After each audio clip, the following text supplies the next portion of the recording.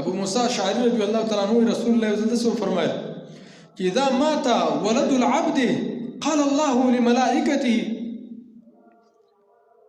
و چې کله یو انسان د هغې بچی وفات شي الله سبحانه وتعالی ملایکو ته ناشنا خبره کوي چې قبضتم ولد عبدي، تاسو زما د بنده بچی واخستو وفاتم کو. نو هغې ورته وایي فیقولون نعم، وایي وایي وفات مړ شو. فیقولو وایي دغه الله ورته ووایه چې قبضتم ثمرة فؤاده، تاسو د هغې د زړه ټوکړه واخیستله، ځکه بچیان خلکو ته ډېر ګران وي چې تاسو د هغې د زړه ټوکړه واخیسته وایي دا خبره ورته وکړي.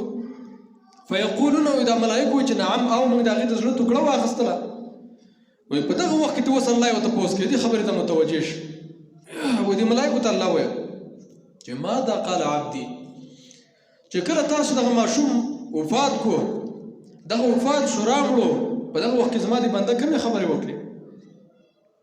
نو دا ملایکو ته وایي چې حمدک واسترجع، ستا ثنا یې وویله او تا ته درګرځېدل او دا خبره یې کوله چې انا لله و انا الیه راجعون، دغه الله را کړی او دغه واخیستو موږ ټول دغه ته ورګرځو. وایي په دغه وخت کې الله سبحانه وتعالی وویه چې ابن العبد ابن لعبد بیتا فی الجنة وسموه ببیت الحمد، بیت الحمد، چې دې سړي دپاره په جنت کې یو کور جوړ کړی او هغې ته بیت الحمد نوم ورکوي، د ثناګانو کور ورته ورکوي، ښه کور ورته ورکوي. یو سړی دی په دنیا کې بچي وفات شوي دي، یو بچی وفات شوی، دوی وفات شوي، درې، د پې صبر کلی دی او الله سبحانه وتعالی ته ویلي چې الله